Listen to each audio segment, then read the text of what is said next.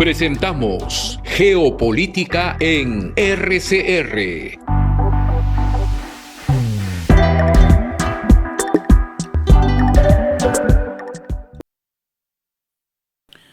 Muy buenas noches, estimados amigos. Nos complace y honra nuevamente tener con nosotros para los próximos minutos a una extraordinaria persona, Gonzalo Ramos, boliviano, nacido en Tarija, lugar muy bello, muy lindo, que originalmente su carrera profesional empieza como oficial de caballería en el ejército. Luego él ha terminado todo el periplo de su vida hasta hoy, reconocido por Naciones Unidas con una condecoración. Ha fundado el colegio, es uno de los fundadores del Colegio de Politólogos allá de su país. Ha trabajado en varios países, tanto de nuestro continente como de América Central, el Caribe y también en El Salvador. Actualmente él es el director ejecutivo, CEO, que se le dice en el término inglés tan popularizado, de la red de estudios y de analistas de América Latina. Como hay otras redes, una red en la que él pertenece no es un partido político, no es una plataforma ideológica, es una red de gente que trabaja en análisis y en inteligencia, en estudios comparados. Y por lo tanto, nos aporta con distintos puntos de vista. Esta noche vamos a ocuparnos del tema de Bolivia. Y permíteme, Gonzalo, decir en pocas palabras las dimensiones de lo que es un cambio de gobierno. Primero, el tiempo. El tiempo fuga, es un viejo dicho romano, tempus fugit. El periodo es muy corto. Hay 20 años de acumulación de problemas en la dimensión no solo política, de partidos, opinión pública, movimientos, no solo económico, que es lo más conocido, el tema de que no hay gasolina, la caída de la moneda, problemas de abastecimiento y otros muy graves. En lo económico también está por el lado de que el ciclo exportador, que tiene que ver con la energía, con la minería, pues está caído. Y por otro lado, del litio, yo no escuché hablar a ninguno de los candidatos y llevo muchísimas horas auscultando opiniones muy diversas. Otro tema que prácticamente no se ha tocado y que es parte de lo político es la relación con los estados vecinos. Argentina, Brasil, Chile, Perú. Y no es pequeña cosa considerando las situaciones de seguridad económicas, legales e ilegales que existen y que en un corto tiempo tienen que ser cambiadas. El tema central, sin embargo, no es, como algunos tienen una interpretación completamente polarizada. Yo venía escuchando hace unos minutos, Gonzalo, que resulta que el gran elector es Evo Morales. Todos han fallado menos Evo Morales. Y sabemos que las cosas no son así, esas son opiniones de parte. El hecho concreto es que hay una parte importante del electorado que ha tenido 20 años de influencia y de encuadramiento en gran parte del movimiento del socialismo hasta que empezó a degenerarse internamente y a quebrarse, como ya es conocido. Entonces, en corto tiempo, aún contando con una mayoría importante en el diputados y en senadores, y aún suponiendo que en las próximas elecciones subnacionales la corriente del presidente, su partido y sus aliados logren nuevamente una victoria parecida o mejor o algo comparable a la que han tenido ahora, el hecho es que este es un Estado que está 20 años penetrado por organizaciones políticas que tienen su doctrina muy conocida y que además trabajan orquestadamente en lo económico, en lo social, en lo cultural y en lo político con Cuba, Venezuela, Irán y con otras organizaciones también acá en el Perú. En consecuencia, la pregunta muy grande es, ¿cómo va a compatibilizar en corto tiempo y en y algunas cuestiones en lo inmediato, pero sobre todo en el corto tiempo de un periodo de gobierno, cómo va a compatibilizar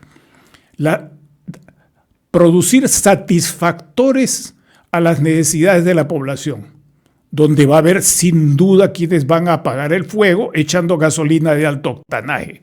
Segundo, cómo obtener inversiones que permitan reactivar el ciclo económico. Tercero, cómo administrar y obtener los préstamos multilaterales o bilaterales que son necesarios para resolver el problema económico inmediato. Y no es menos importante qué va a hacer con el Poder Judicial, qué van a hacer con las fiscalías, qué van a hacer con las organizaciones de los otros países que he mencionado con las cuales hay acuerdos políticos y militares. Ese es un panorama muy complejo y por mucho que hoy día se respire tranquilidad, lo cual nos alegra y está bien, por mucho que haya distintas versiones que tratan de llevar agua a su molino de los resultados electorales, creo que la mirada tiene que ser una mirada geopolítica, no solamente local, ¿verdad? Interna, que eso es lógico y pesa en un proceso electoral, pero sí una mirada geopolítica, hablando de los países vecinos, hablando de la inversión china, que va a copar toda la ruta entre el Atlántico y el Pacífico, hablando de los intereses estadounidenses que pueden aliviar una situación o pueden complicarla. No quiero extenderme más. Lo que quiero decir es que este es un fenómeno en desarrollo, inicia un periodo diferente, es un proceso complejo y precisamente estamos hoy día preguntándole estas cosas para que nos dé sus opiniones en la forma que él desee, con la libertad de siempre, Gonzalo Ramos, que es una persona que tiene no solamente un conocimiento fino de su querido país, sino de sus queridos hermanos en otros países y también fuera del continente. Muchas gracias, Gonzalo. Bienvenido nuevamente y es tuya la palabra. Muchas gracias a ti, Manuel, por esta muy gentil invitación. Yo me siento muy honrado realmente de participar, especialmente en tu programa, por la calidad de tu programa y sobre todo por los conocimientos tan profundos que tú tienes de la realidad latinoamericana. He escuchado atentamente lo que me pides y es bastante ambicioso. Voy a tratar de cumplir contigo y con tu audiencia. En primer lugar, yo creo que es importante el contexto. Ese contexto que tú hablabas al principio de los 20 años. Pues comenzaremos con un poco de historia muy rápidamente y vamos a entrar a los puntos de fondo. Adelante. En primer lugar, decir que Evo Morales, que fue presidente durante 14 años prácticamente, Evo Morales comenzó allá por 2000 y fracción, comenzó a volverse un líder sindical, un líder cocalero. Se volvió presidente de las 6 federaciones de cocaleros que están en el Chapare, que por cierto, en el Chapare toda la droga que se produce en el Chapare es droga que después se convierte en cocaína, ¿no? Porque la coca, que es cultural y tradicional, la coca para masticarla, esa viene y proviene de otra zona que se llama de los Yungas. Donde está el Chapare, la coca es prácticamente, exclusivamente para la producción de cocaína. Eso es algo que debemos saber. Bueno, y Evo Morales surge en ese contexto, viene de una familia que fue trasladada, que fue movilizada a la fuerza cuando cayó la minería años antes, y a toda esa gente las relocalizaron a la zona del Chapare. O sea, no es gente originaria de esa zona, que es trópico amazónico. No, sino más bien es gente que viene del norte, como te dije, de la zona minera de Bolivia, que cuando cayó la minería, pues los relocalizaron ahí. Y ahí se hace líder sindical, líder cocalero, y cuando ya era diputado y comienza a perfilarse y comienza a formar este movimiento al socialismo, por cierto, muy bien asesorado por ONGs europeas, muy bien asesorado, entrenado y educado, y financiado después, comienza con esta ambición política de querer ser parte del gobierno, ¿no? Y para eso, pues, a través de conflictos sociales, de protestas, de bloqueos que realmente hicieron mucho daño a la economía del país, porque fue una cosa de un periodo de años en realidad. Primero logra sacar al presidente de ese entonces, Gonzalo Sánchez de Lozada. Después lo saca al que era su vicepresidente, Carlos Mesa Gisbert, y después lo saca al que era jefe de la Corte Suprema Electoral, Eduardo Rodríguez Belcé. O sea, él, a través de protestas y conflictos sociales, saca a 3 presidentes. Y bueno, Rodríguez Belcé llama a elecciones el 2005 y gana Evo Morales. ¿Gana por qué? Pues gana en gran parte por la ayuda que recibió del que era en ese entonces embajador de los Estados Unidos en Bolivia, el señor Rocha. El señor Rocha, que ahora se encuentra preso en Miami, creo que tiene más de 20 años de cárcel por espía cubano, así como lo escuches. Y él fue el que lo ayudó a Evo Morales justamente para que sea presidente. Entonces comienza su primer periodo y más o menos en el 2009, en febrero me parece, él cambia la constitución. En realidad cambia algunos artículos, lo que hace es cambiar de nombre a la Constitución y por un decreto supremo, que no es un cambio que fue aprobado por referéndum, como debería serlo, le cambian el nombre a nuestro país de República de Bolivia a Estado Plurinacional. Y Evo Morales muy inteligentemente dice, pues hemos refundado el país. Entonces, a partir de la fecha voy a ser presidente de nuevo, ¿no? Lo que ya he sido, los años ya no cuentan, ¿no? Los años pasados. Y así comienza su segundo periodo. Después, esto fue entre el 2005 al 2009, como te dijo, ¿no? Llama a elecciones y gana de nuevo las reelecciones, y viene a ser su tercer periodo. Y claro, él ya ve que se tiene que ir del gobierno, entonces se llama un referéndum del 21 de febrero del 2016, un referéndum nacional para que él pueda ser reelecto, cosa que no estaba permitida en la Constitución. Él organiza, su gobierno organiza el referéndum y pierden, fracasan estrepitosamente, y él pues se ve obligado a tener que dejar de postularse en las siguientes reelecciones, ¿no? Eso fue, como te digo, fue el 2016. La siguiente reelección, el 2019, él fuerza su candidatura indicando de que era su derecho humano. O sea, fuerza su candidatura más allá, ¿no? Violando el mandato de un referéndum nacional donde él perdió y le dijeron, el pueblo entero le dijo que ya no puede postularse de nuevo, pero él dice, es mi derecho humano.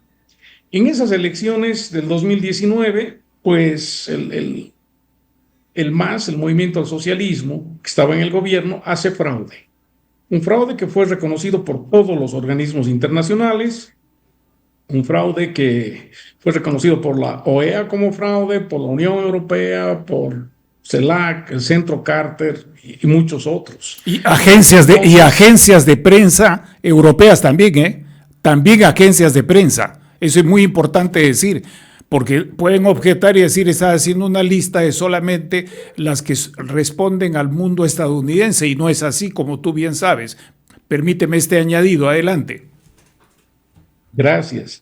Entonces, se produce un montón de protestas sociales de la gente, autoconvocadas, porque no fue parte de ningún partido político ni nada de eso.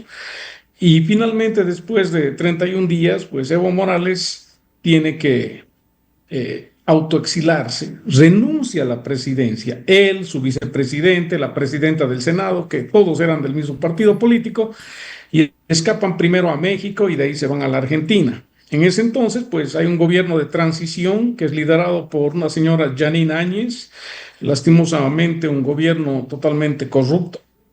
Pero llaman elecciones al año siguiente, el 2020, y el MAS, que de acuerdo al reglamento del Tribunal Supremo Electoral debería ser anulado como sigla, porque obviamente cometieron fraude, misteriosamente vuelven a participar, ya no con Evo Morales como candidato, sino con Luis Arce, el actual presidente de Bolivia, que era el ministro de Economía de Evo Morales durante 14 años, y ganan.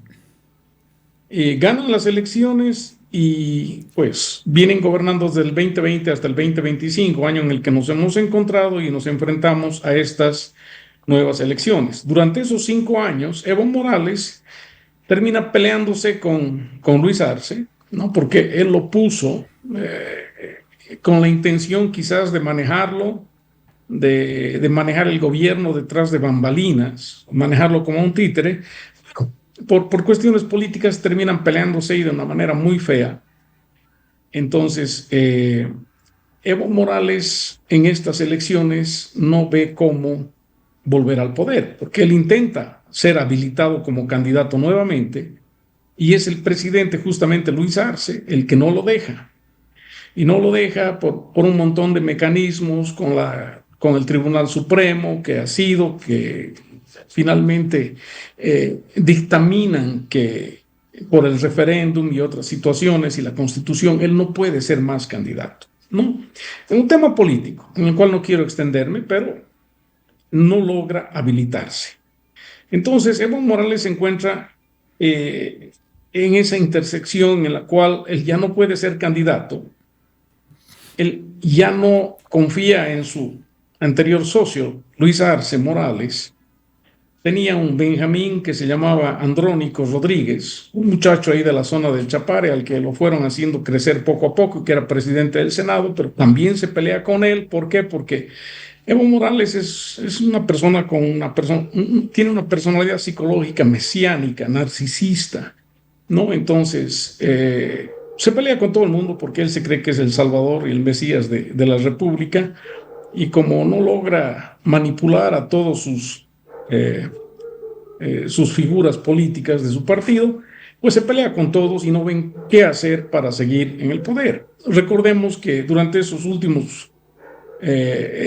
todo el gobierno de Evo Morales, en realidad Bolivia se ha convertido en un narcoestado precisamente. Entonces, en esta disyuntiva, Evo Morales decide organizar una guerrilla armada ahí en el Chapare. Y lo dije en todos los medios aquí en Bolivia, y causó mucha alarma en mi país, pero él tiene una guerrilla armada.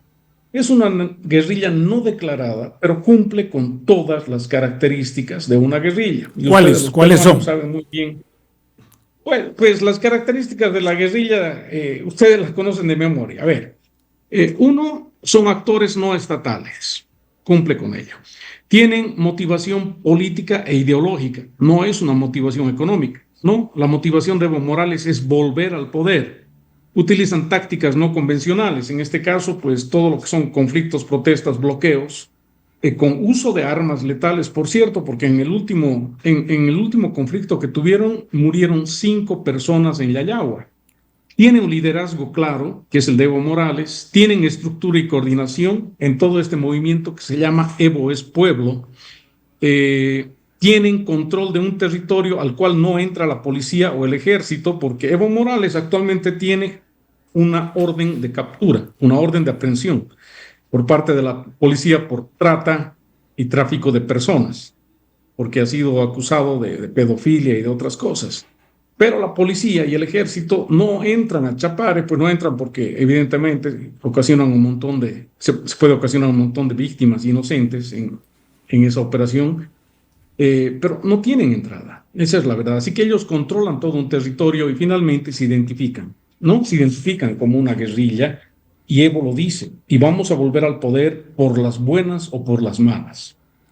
Bueno, volviendo a este último periodo, el tema de la guerrilla no le salió bien, porque cuando salieron a protestar a La Paz, el gobierno actuó de una manera muy fuerte y fueron casi 300,000 personas a protestar a La Paz. Eso quedó en nada. Después pasó lo de Yayagua con 5 muertos y Evo Morales dice, ¿y ahora qué hago? O sea, no puedo ser candidato, no confío en Luis Arce, estoy peleado con Andrónico Rodríguez.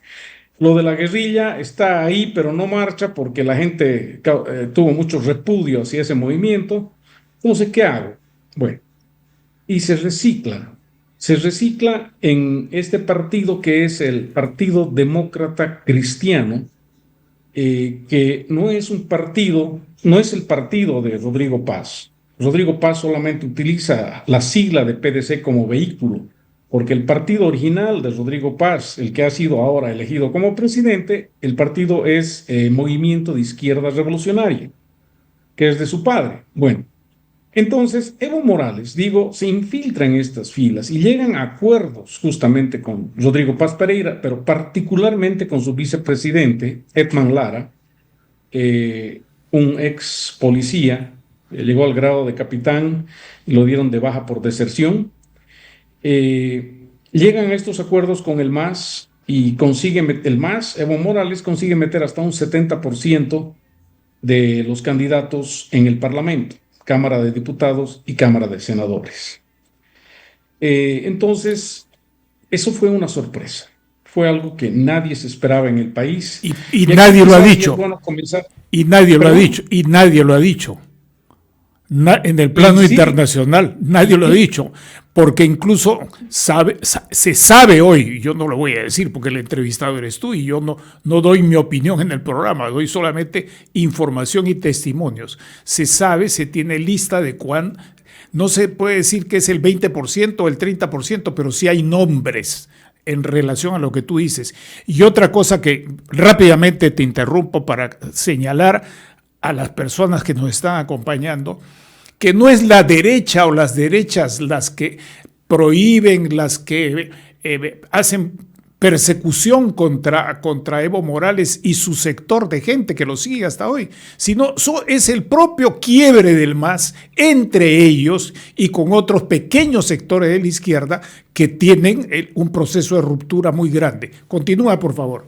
Eso lo sabemos acá en el Perú perfectamente porque algunos peruanos han estado acompañándolo, inclusive cuando tuvo una prisión muy, muy corta en un momento durante sus campañas. Durante el gobierno de Humala trataron de hacerse presentes acá en el Cusco. Acá la gente se olvida rápidamente, pero los que estamos atentos al asunto sabemos muy bien que el pleito no es que el más pobrecito son perseguidos por las derechas, no es eso, es el quiebre de ese movimiento que obedece al viejo principio que sabemos de dónde viene, que dice que el pescado se pudre por la cabeza y no por la cola. Adelante. Gracias. Y sí, uno de los problemas que hay es que en el contexto latinoamericano la gente quizás no se interesa mucho por lo que pasa en el país vecino. Y ahora, retomando el tema, la gente en el concierto internacional, ellos piensan y tienen una percepción totalmente equivocada de lo que está pasando en Bolivia, ¿no? Es más, identifican al candidato Rodrigo Paz como si fuera de la derecha y al opositor que perdió, Jorge Tuto Quiroga, como de ultra o extrema derecha. Y vamos a tratar quizás de desmitificar estas cosas, ¿no? Porque no son ciertas. Y eso lo digo con una total objetividad y puede ser probado y evidenciado todo lo que digo en Internet y con un poco de búsqueda, sin mucho esfuerzo. Pero sigamos, yo decía que ellos logran reciclarse justamente en este Partido Demócrata Cristiano, ¿no? Que es un partido que siempre fue de centro derecha, y pues consigue la sigla, que por cierto, hay muchas denuncias por parte de la sigla que consiguieron la sigla de una manera ilegal. La misma gente de PDC, fue el representante legal de partido el que le dio la sigla, pero sin seguir con los procedimientos, sin obtener los permisos y autorizaciones de la junta directiva, digamos, de este partido político. Bueno, en fin, esas son acusaciones, pero consigue la sigla y lo llama como candidato a Edman Lara. Estamos hablando ahora de la primera vuelta. En la primera vuelta, y aquí viene la gran sorpresa, el candidato Paz Pereira pues se encontraba con un 8%, 6%, 7%, según las encuestas más serias del país. Y termina la primera vuelta pues con un 32%, ¿no? Entonces, Paz Pereira, que fue un candidato al que nadie lo daba por estar entre los primeros 5 siquiera, ¿no? de pronto aparece con 32%, y esto es muy interesante porque según todas las encuestadoras, todas, los candidatos Tuto Quiroga, Samuel Doria Medina, Manfred Reyes Villa, Andrónico del Castillo, Johnny y Paz Pereira, bueno, lo interesante es que todos los candidatos entran dentro del margen de error de las encuestas, que como tú sabes, las encuestadoras se manejan más o menos con un 2,5% de error. Todos 2,8, los candidatos, incluso perdón, 2,8. Incluso yo vi algunas que eran 2,8, que esas pequeñas diferencias son enormes diferencias a la hora de hacer el cómputo total. Y es cierto lo que tú dices, me consta, porque incluso una empresa importante como Equipos Mori, asociada a otras, tampoco la chuntó. Continúa, por favor. gracias. Y como te decía, todos los candidatos entran dentro de ese margen de error de las encuestas antes de la primera vuelta, excepto Paz Pereira, que viene a ser la sorpresa porque tiene un error en las encuestadoras de un 24%, ¿no? Eso ya no es, estadísticamente, eso es muy improbable, ¿no? Un error de 5%, 7% se puede atribuir a muchos factores, un error de 10% se puede atribuir a algunos factores, pero es un error de 24% que tiene, y ahí es donde pues la gente presta atención y dice, pues, ¿qué es lo que está pasando acá? ¿No? Además de que hay una diferencia notable entre el total de ciudadanos habilitados para votar de 7,9 millones con los votos emitidos, que son 6,9 millones, lo cual nos indica que hay 1,036,000 bolivianos que no votaron, pero que fueron registrados como Aptos, votantes, que fueron aptos para votar, habilitados, ¿no? así es. Entonces, Sí, está bien, perdón, que son aptos para votar, el padrón electoral. exactamente, exactamente. Entonces, existen esas discrepancias, pero queda en duda, digamos, ¿no? Queda en duda en que sí, que no, y queda muy raro, y la sorpresa del 24% de diferencia, de margen de error, que finalmente acaba con 32%, y Tuto Quiroga, que sí, se esperaba, termina con el porcentaje en que las encuestadoras lo decían, ¿no? Termina con el porcentaje esperado. Eh, pero después de la primera vuelta, inmediatamente después, es cuando comienzan a surgir esas acusaciones, esas denuncias de que en realidad obtuvieron ese 32% con apoyo justamente de Evo Morales, del Y movimiento al socialismo, que instruyó lo que aquí en Bolivia se llama voto consigna o voto duro. O sea, es el voto de esa gente que vota por su partido sin importarle nada. Que si el jefe de partido les dice voten acá o voten allá, lo hacen. Por eso se dice voto consigna. Entonces, pues la gente comienza a hablar del tema y comienzan a salir pues evidencias y pruebas sobre eso, ¿no? Y entramos en el periodo de la segunda vuelta, pero aquí, ya antes de hablar de las demás cosas, y con te voy a terminar con esto muy rápido, quiero decir muy claro que Rodrigo Paz no es un candidato ni de derecha, ni de centro derecha, ni siquiera medianamente de centro o de centro izquierda, es totalmente de izquierda.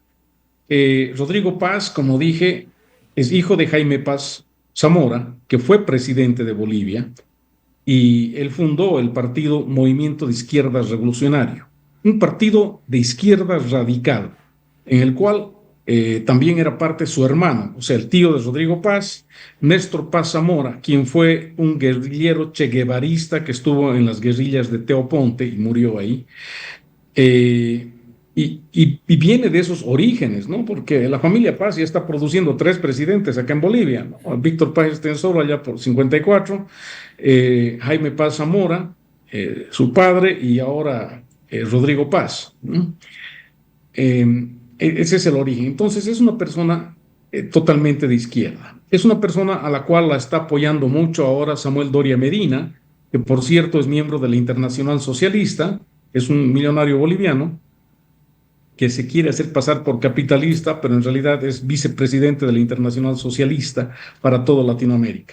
Es una persona muy radical de izquierda también. Entonces, aquí vemos cómo comienzan los engranajes a juntarse y a darnos cuenta de cómo el MAS, la izquierda, se está reciclando en este partido, en el Partido Demócrata Cristiano, y en la figura de Rodrigo Paz y Edman Lara.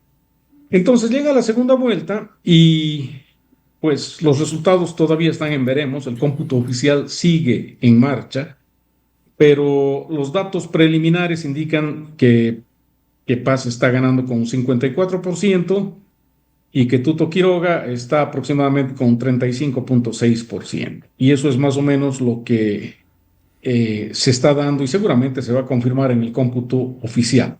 Llama la atención que el candidato Tuto Quiroga, al escuchar las primeras encuestas, él inmediatamente admite que perdió, admite su derrota y felicita al otro candidato, y es ahí cuando comienzan a felicitarlo pues varios países, varios presidentes, primeros ministros, como se estila, ¿no? Sí. Pero ya reconociendo Tuto su derrota.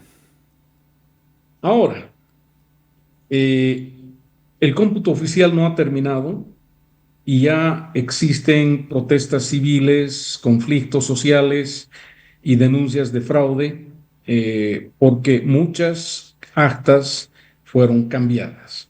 Actas que llegaron, se les tomó la fotografía en el momento de voto y donde indicaban, por ejemplo, 150 votos a favor de Tuto Quiroga y 70 a favor de PDC, pero al llegar a la ciudad de La Paz y al digitalizarse estas, aparecen con el dato cambiado, ¿no? Esos 150 votos de Tuto Quiroga figuran como si fueran votos para Paz y los de Paz, pues para Tuto Quiroga. Es solamente una denuncia, no estoy diciendo que hay fraude, pero actualmente el equipo de Tuto Quiroga ya está impugnando las elecciones porque según ellos hay entre 15,000 y 30,000 actas que han sido modificadas. El CIREPRE, el órgano electoral plurinacional, ya ha dicho, como era de esperarse, que las elecciones han sido transparentes, han sido justas, que han habido irregularidades, pero que han sido muy pocas para ser tomadas en cuenta, para ser significativas. Entonces, esto es algo que solamente lo digo porque está en los medios. Tenemos que esperar a que haya un pronunciamiento oficial de parte ya del gobierno cuando termine este proceso de conteo de votos, ¿no? Pero es esa la situación. En total, en resumen, en estas elecciones, yo creo que el pueblo está alegre por una parte, porque estamos dando paso a un nuevo ciclo donde Evo Morales está cada vez más débil y es cada vez menos relevante en la política nacional. Perdón. Donde el socialismo se ha reciclado, pero está debilitado y hemos visto el surgimiento de nuevos líderes, muy pocos, pero hemos visto eso, y más bien ahora yo estimo que durante los siguientes 5 años ya ninguno de los políticos que han estado participando en política durante los últimos 30 años van a volver a participar en las siguientes elecciones del 2030. Bueno, permíteme. Hay muchos.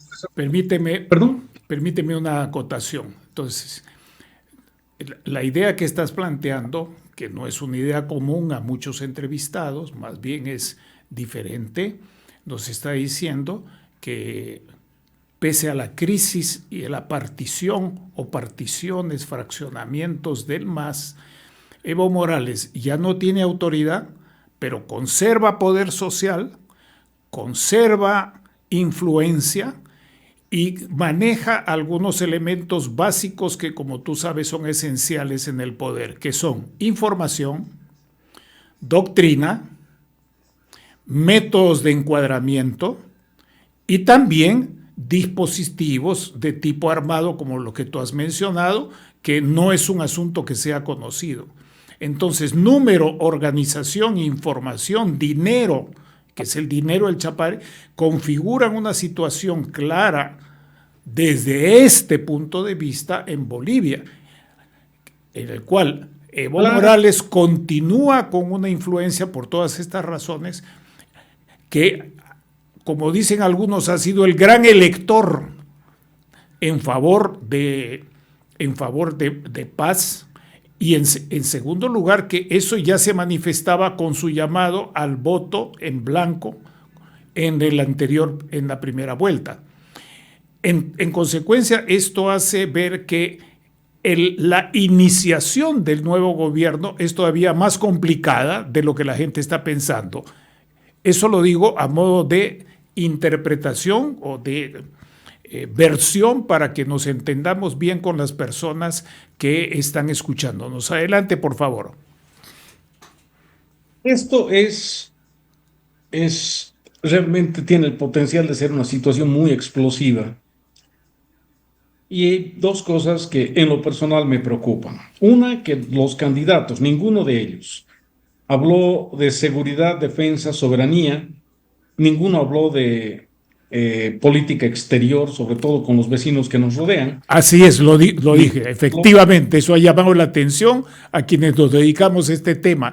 Y otros términos no aparecen: contrabando, oro, cocaína, no aparecen. La palabra litio yo no la he visto mencionada siquiera. Adelante, por favor. Y sí, sobre el tema de la corrupción, hay un candidato que, pues, candidato a vicepresidente que se mostró como la bandera contra la corrupción. Sin embargo, el candidato Paz Pereira, por ejemplo, su suegro tiene él una condena de 7 años y 6 meses por un desfalco de $200 millones y vive en Miami. En fin, son las acusaciones de toda la vida de los políticos que estamos acostumbrados en Latinoamérica, pero sí, es lo único que mencionaron. Después tampoco hablaron sobre narcotráfico, no hablaron sobre energía, ahí va el tema del litio, sobre gas. En fin, fue una campaña de lo más populista por el lado de Paz Pereira, donde hizo 1000 promesas que no pueden ser cumplidas. Algunas de esas promesas que ellos hicieron al inicio de la campaña, antes de que termine la campaña, tuvieron que,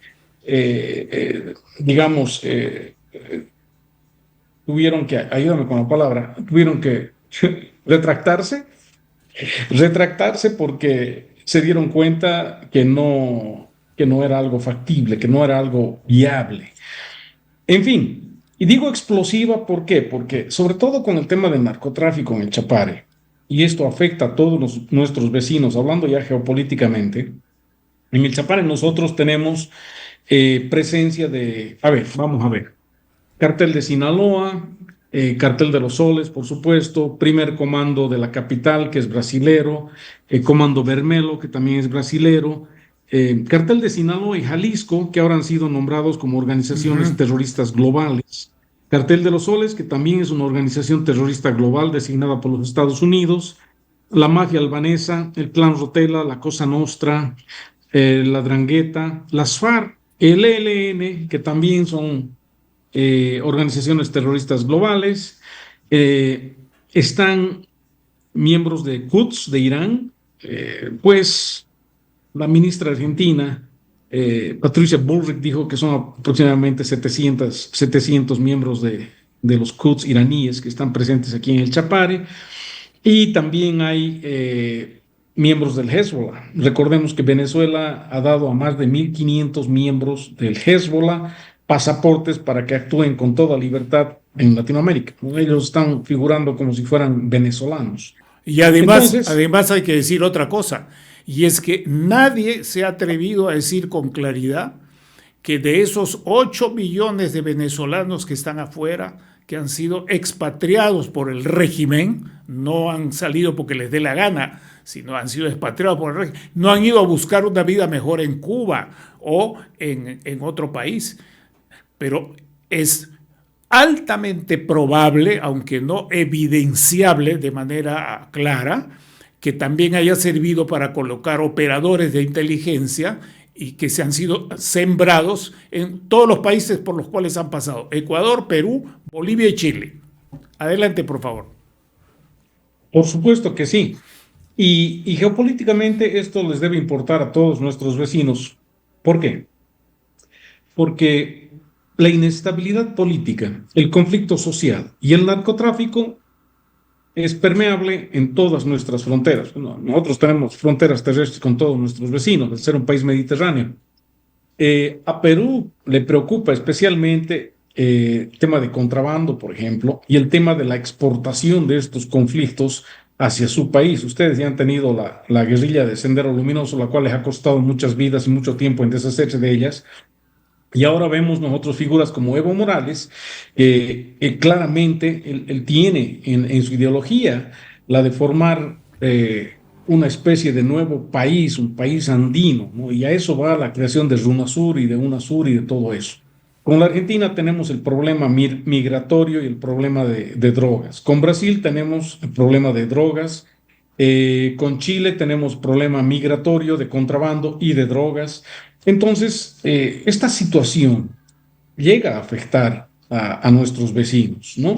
Y como te dije, con toda la presencia de esos carteles que tenemos ahí, es una situación que tiene que ser tomada en cuenta por todos nuestros vecinos, porque es una situación que si estalla en Bolivia, va a llegar a afectar más allá de nuestras fronteras. Sí, y hay que Ahora, cuando añadirle, digo, hay que añadirle la ruta del oro ilegal. La ruta del oro y la ilegal, ruta del oro, que hoy día es más gracias por ello, rentable la que el ruta del oro narcotráfico, ilegal inclusive. principalmente sale a través de Perú, Así es. ¿no? Porque el Perú exporta más oro del que produce gracias a todo el oro boliviano que sale justamente del Departamento de La Paz, que es frontera con el Perú. Muchas gracias por eso, me había olvidado. Eh, bueno, decía que este tiene un potencial de ser un conflicto realmente que tiene que preocupar a nuestros vecinos. ¿Por qué? Porque, como dije, el MAS sigue vigente. Evo Morales sigue vigente, no tiene el poder que tenía antes, no tiene el poder directo, pero sí está representado, por ejemplo, en la Cámara de Diputados. Como dije, un 70% de los diputados y senadores del PDC son de origen masista, ¿no? O sea, han estado en las filas del MAS. Eh, entonces, la gobernabilidad va a ser muy débil para el PDC, que no tiene la mayoría, pero si contamos, digamos, con elementos como de unidad nacional, pues pueden llegar a tener una mayoría en el Congreso, pero de todas maneras, la gobernabilidad está en entredicho. Eso sumado a las amenazas que ya están surgiendo de parte del masismo, que le dicen a Rodrigo Paz que tiene un año para cumplir con todos los acuerdos secretos, por supuesto, que ha tenido con su partido y que si en un año no cumple, lo van a sacar del gobierno. Bueno, ahí vienen las mayores amenazas porque el vicepresidente electo, ahora Edman Lara, es una persona a la cual acusan de ser muy allegada al masismo y la acusan de ser el caballo de Troya justamente del MAS para que en un futuro cercano, a través de convulsión social, de conflictos sociales y de protestas, Rodrigo Paz en algún momento renuncie y sea el vicepresidente el que asuma el poder. Y detrás de él, pues Evo Morales, siempre con la ambición de ser habilitado como candidato a presidente y nombrar unas futuras elecciones muy pronto. Mira, eso ya entramos en el campo de la teoría de la conspiración, pero objetivamente lo digo en tu programa, no es una, no es una situación de ciencia ficción, no es algo que esté muy lejos de ser realidad, porque la estamos viviendo acá los bolivianos. No es más que entrevistar a cualquier periodista que te dice lo mismo, cualquier analista político que te va a decir exactamente lo mismo. Entonces estamos viviendo esos tiempos, como te digo, por parte esperanzadores, porque queremos un cambio y porque Evo Morales ya no está figurando más en esas listas, eh, pero también estamos viviendo un periodo en el cual hay muchas dudas, muchas eh, incertidumbres sobre nuestro futuro, sobre todo de la mano del candidato Paz Pereira y Edman Lara, ¿no? Eh, Hasta ahí por esa parte, quizás respondiendo a tus preguntas, me queda la parte esa de inversiones, de préstamos y de poder judicial, que son tres temas que ¿Me el permites? candidato electo, ¿Me perdón, permites? ¿Me permites? Bueno, nos quedan pocos minutos, entonces no podemos tratar todo. Lo que yo te pido, asumiendo que va a ser una selección y que es imposible por el tiempo disponible tratar todos los factores, hay factores de poder que son tradicionales y factores como en el caso de Bolivia que tienen nuevo cariz, que en algún aspecto es comparable a México. Por ejemplo, en el sistema electoral para los jueces del poder judicial o como quiera que se le llame. En segundo lugar, los convenios militares que ha tenido el MAS durante varios años, que tocan un factor de estabilidad en todos los países, le guste a la gente o no, sean militaristas o antimilitaristas, el tema de la Fuerza Armada. Y por otro lado, la factura económica inmediata en la cual, detrás de esas reflexiones que tú has planteado, ¿no?, sobre lo que estaría planteando el MAS en ese tiempo, está la pregunta, bueno, ¿con qué? No hay suficientes impuestos, hay un desbalance sumamente grave. Entonces, ¿quién le va a prestar la plata? ¿Quién va a invertir? Me gustaría en esos términos algunas reflexiones, porque son factores de poder que tienen que ver con la vida interna, pero también que tienen que ver con el país vecino, nuestro país, el Perú, Chile, Argentina. Todo eso está comprometido ahí. Entonces, con la libertad del caso, por favor, danos tus últimas reflexiones. A ver, económicamente, pues Bolivia estaba en una situación muy privilegiada en Latinoamérica. No tenía una de las monedas más fuertes de todo el continente. Hemos tenido nosotros superávit en nuestro PIB. Hemos llegado a prácticamente deshacernos de toda la deuda externa.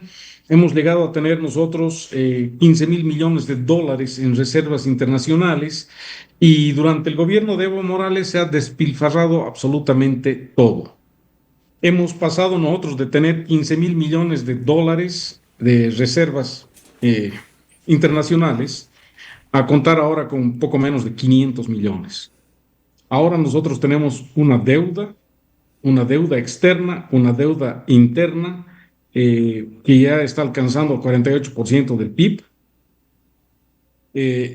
No hemos hecho más inversión energética en el tema de gas y de petróleo, cuando en algún momento pues Bolivia se lo veía como una reserva gasífera del continente. Nosotros vendíamos gas pues a todos nuestros vecinos prácticamente. Y como no hemos hecho más inversiones en eso, nos estamos quedando nosotros ahora sin gas. Vamos a tener que importar gas. Ya se está importando diésel y gasolina, petróleo, nafta, como la llamen ustedes. Y eso está ocasionando, pues, filas de kilómetros y de días que la persona tiene que hacer para cargar un tanque de combustible. Lo mismo pasa con el diésel, que es para transporte pesado. ¿De dónde va a sacar este gobierno?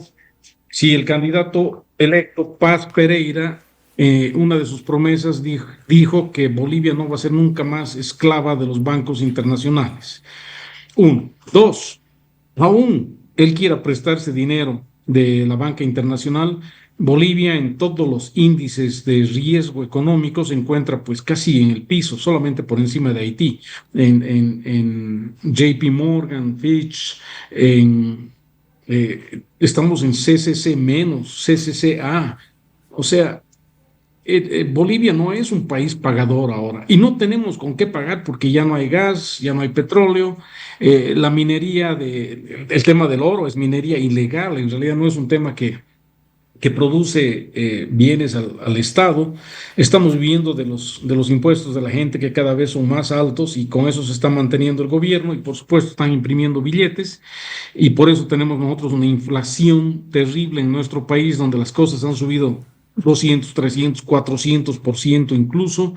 Ya no hay billetera que alcance para llegar a fin de mes. Entonces, el siguiente gobierno se enfrenta a muchos desafíos. Está encontrando un país en quiebra, un país en ruina económica, un país con instituciones vulnerables, un país donde la corrupción está generalizada, normalizada, institucionalizada, un país donde el poder judicial está totalmente corrupto. El ejército y la policía están totalmente debilitados en su mandato. Un país donde ya no existe prácticamente inversión externa. Nadie quiere venir a invertir aquí, más bien las empresas están saliendo. Los bolivianos están comenzando a migrar, así como los venezolanos. Ese es el gobierno que recibe Paz Pereira. Y en vez de tener una propuesta seria para el país, en vez de de tener una política fiscal responsable, más bien nos hizo 1000 promesas. Más bonos, más dinero regalado, casas para los que no tienen, bonos para la tercera edad, bonos para las embarazadas, bonos, mira, bonos para absolutamente todo y todos. Promesas que son totalmente populistas, que sí los han llevado al poder, pero nuevamente, en el contexto latinoamericano, para todos los países, ustedes no son la excepción, nosotros tenemos dos males, el caudillismo y el populismo, ¿no? Y esas dos son las herramientas que utiliza el socialismo para seguir vigente en nuestros países. Lamentablemente no aprendemos, y eso es lo que nos está llevando a tener nosotros estados fallidos, economías destruidas como las de Cuba, Venezuela, Nicaragua. Nosotros estamos ahí en la puerta, al borde del precipicio, y, la verdad es que yo no veo un norte muy claro para los siguientes 5 años en mi país. Sí, efectivamente, lo que tú dices con mucha pasión, pero también con rigor, aportando elementos de juicio muy objetivos, comprobables absolutamente a escala internacional, son preocupantes porque en el Perú no estamos lejos de ese escenario, ¿correcto? No estamos lejos de ese escenario. No vamos a hablar del Perú ahorita, pero no estamos lejos y todo el mundo sabe a lo que nos estamos refiriendo. Por otro lado, Chile va a enfrentar un proceso, hay un proceso más complejo todavía, y hay una parte de Chile a la cual el ejército no entra. Lo que pasa es que nada de esto se dice. Toda la parte sur de Mapuche está prácticamente controlada en cuanto a ingreso y salida, y hay una penetración muy fuerte de distintas ramas de bandas internacionales, precisamente en las fronteras con Bolivia y con el Perú. Es más, nuestros vecinos amigos de lo que hoy es la región Arica-Parinacota y otras más, con el Brasil, ya tú lo has señalado. Entonces, la pregunta es si es que continuase normalmente, o sea, sin estas objeciones a las que se ha referido, el proceso electoral que terminara, que se proclamaran, que se instalaran. Algunos de los que estamos conversando decimos lo siguiente: las ONGs, incluso de la Iglesia Católica e inclusive redes europeas que siguen financiando al MAS y a sectores parecidos, aunque no siempre son los mismos, no tienen capacidad para hacer préstamos con los cuales se pague la factura para iniciar el gobierno. Y entonces solamente quedan como posibilidades de inversión o la China o los Estados Unidos. ¿Qué te parece este razonamiento? Y es cierto, y sobre eso, otra de las cosas que digamos, de las pocas cosas positivas, es de que Paz Pereira inicialmente dijo que va a haber un acercamiento con los Estados Unidos. En ningún momento pienso que eso va a considerar ser un alejamiento de la China, porque le debemos demasiado dinero, ¿no? Es más, le debemos tanto dinero a la China que ya no nos quiere prestar porque no tenemos la capacidad de pago. Entonces ya no quieren prestar más. Entonces, ¿qué es lo que queda? Pues acercarnos a los Estados Unidos y a las instituciones, a las Bretton Woods Institutions, que son el FMI, el Banco Mundial, etcétera, para que nos den una mano. Paz Pereira dijo que no, como te dije antes, ¿no? Que no quieren ser esclavos de los bancos internacionales, pero también dijo de que ya tiene listo un préstamo de 3.500 millones de dólares para estabilizar la situación y por lo menos asegurar el combustible diésel, nafta, el 8 de noviembre, que es el día que asume, no, con más plata prestada. Entonces, seguimos prestándonos dinero que no podemos pagar, va a seguir cayendo nuestro ranking crediticio como país, el riesgo como país, y eso, por supuesto, nos va a llevar a mayor escasez de dólares, porque ya la industria nacional ya no está exportando lo que debería. Como te dije, muchos ya no producen o se van a otros países. Tenemos el caso de justamente un empresario que puso una planta de diésel en el Paraguay porque en Bolivia no lo dejaron, ¿no? Pequeños ejemplos, pero sí, eso es lo que está pasando. Ahora, entonces, futuro bastante negro. Dime tú, ¿es posible? Yo acá escuché una opinión que me llegó de fuera, de que se estaría triangulando parte de ese préstamo con el Brasil. ¿Crees que este dato, esta información que yo no he corroborado, tendría alguna probabilidad de realización? Brasil tiene la espalda y el interés para contribuir con 4.000 millones y ayudar a la estabilidad de un vecino importante, sobre todo por su relación con Santa Cruz. No es solamente probable, sino que ya ha sido aprobado incluso por Congreso. No es un préstamo que lo ha conseguido Paz Pereira. Es un préstamo que lo ha hecho este gobierno y que Paz Pereira lo va a aprovechar recién, ¿no? Y es un préstamo más que según lo que él dijo en campaña, pues no debería hacerlo, ¿no? Debería rechazarlo porque él dijo que no se va a prestar un peso más. Pero ese préstamo ya es un préstamo que está comprometido. Estamos hablando de 3.5 billones de dólares. Eso no alcanza para nada en una economía nacional. Bolivia es un país chico, pero no es tan chico. No, 3.5 billones de dólares no duran nada. ¿Y qué vamos a hacer después? No, volver a prestarnos. Entonces es algo que tenemos que ver qué vamos a hacer, ¿no? Bueno, es el caso en el fondo las cosas. Cuando uno pide prestado, paga el principal, paga el interés de acuerdo a lo convenido o paga con soberanía. Y estamos en ese proceso. Argentina y Bolivia y también otros países en América Central, varios, en particular Honduras. Y por coincidencia varios de ellos están en la lista de los procesos electorales de la democracia en nuestro continente. Estamos en el megaciclo de elecciones. Mencionaste lo de Argentina, caso interesante, ¿no? Ahí no hubo préstamo. Ahí lo que hubo fue un swap, una compra de moneda argentina por parte de los Estados Unidos por 20 billones de dólares. Con 20 billones de dólares bien manejados, pues se puede estabilizar cualquier economía, ¿no? No, eso no es poco, ¿no? Entonces, y nuevamente lo digo, no es préstamo, es un swap. O sea, qué suerte realmente la de tener una relación, una política exterior como la que tiene Milei con Trump. ¿No? Es realmente envidiable para cualquier país latinoamericano. Sí, como habría dicho el presidente Menem, es una relación carnal, de mucha intimidad. Sea como sea, o sea, es realmente envidiable. Mientras nosotros acá tenemos esas relaciones carnales con Cuba, que no nos da un peso, sino más bien nosotros tenemos que mandar ayuda humanitaria a Cuba, con Irán, que Irán cuando nos presta plata es para hacer mezquitas,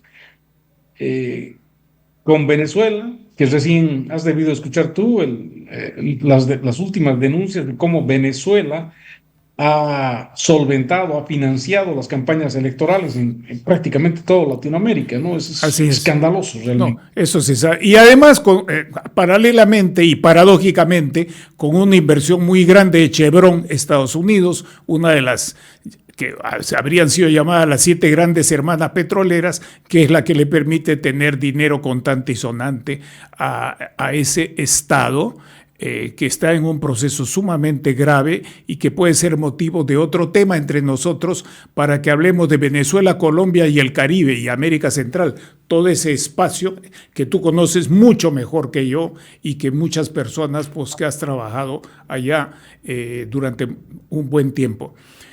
Si quieres agregar algo más a guisa de despedida, te escucho. Manuel, creo que el tiempo ya se te va, te vi viendo el reloj. Muchas gracias por tu invitación. Como siempre, es un placer hablar un poco de geopolítica.